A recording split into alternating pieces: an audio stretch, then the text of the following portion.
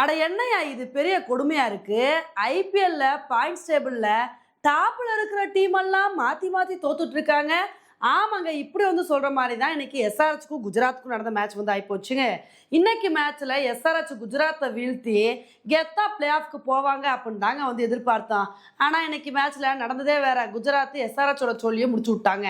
இன்னைக்கு எஸ்ஆர்எச்சுக்கும் குஜராத்துக்கும் நடந்த மேட்ச்ல எஸ்ஆர்எச் டாஸ் வின் பண்ணி ஃபர்ஸ்ட் பவுலிங் வந்து சூஸ் பண்ணாங்க. சரி, குஜராத்தோட பேட்டிங் நல்லா இருக்கும் அப்படின்னு நினைக்கும் போது வழக்கம் போல வந்து சாய் சுதர்சனும் சுப்மன் கில்லும் நல்ல பார்ட்னர்ஷிப் போடுவாங்க. ஆனால் இன்னைக்கு சுப்மன் கில் வந்து வேகமாவே அவுட் ஆயிட்டாரு.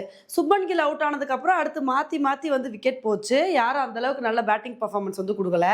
ஆனா யார் வேணா வாங்க போங்க, நான் இன்னும் ஒரு சூப்பரான இன்னிங்ஸை கொடுப்பேன் அப்படின்னு சொல்லிட்டு சாய் சுதர்சன் நல்ல ஒரு இன்னிங்ஸை கொடுத்து ஹாஃப் செஞ்சுரி அடிச்சு அசத்தினாரு. அதுக்கப்புறம் வந்து பார்த்தீங்கன்னா நம்மளோட தமிழக வீரர் வாஷிங்டன் சுந்தரும் நல்ல இன்னிங்ஸை கொடுத்து ஹாஃப் செஞ்சுரி அடிச்சு அசத்துறாருங்க.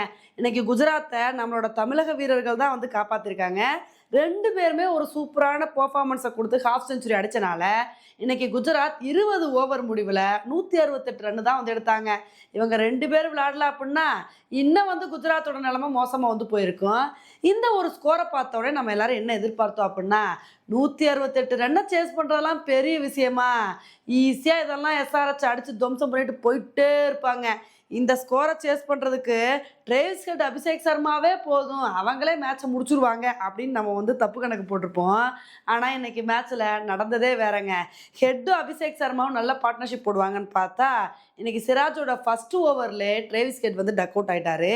சரி, அவர் தான் அவுட் ஆனாரு, அபிஷேக் சர்மா, இசான் கிசான்லாம் நல்ல ஒரு பெர்ஃபார்மன்ஸை கொடுப்பாங்கன்னு நினைக்கும் போது அப்போ தாங்க எஸ்ஆர்எச் கேமானா ரபாடா வந்துட்டாரு.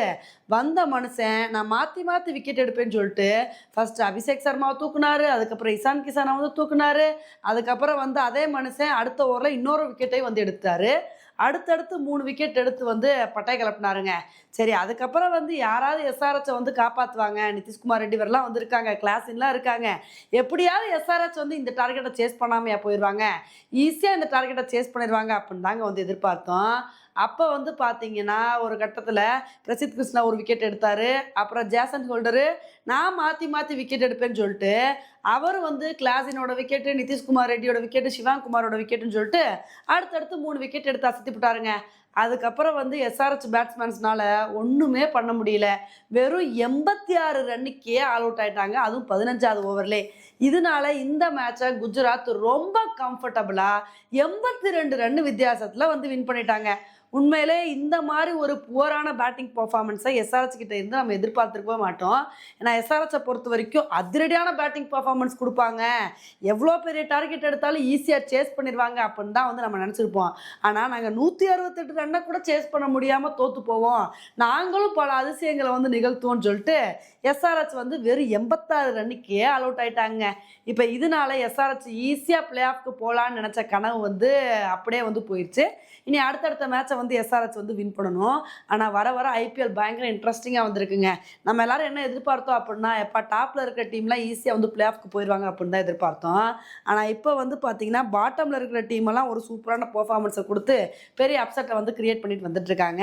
இப்போ குஜராத்தும் சூப்பரான பெர்ஃபார்மன்ஸை கொடுத்து கொஞ்சம் கொஞ்சமாக அவங்களோட பிளே ஆஃப் வாய்ப்பை வந்து பிரகாசமாக்கிக்கிட்டு இருக்காங்க. இன்னைக்கு நடந்த இந்த மேட்சை பற்றி நீங்கள் என்ன நினைக்கிறீங்க அப்படின்றத என்னோட கமெண்ட் செக்ஷனில் போடுங்க. இதே மாதிரி இன்னொரு வீடியோவில் வந்து மீட் பண்ணுறேன். Bye friends.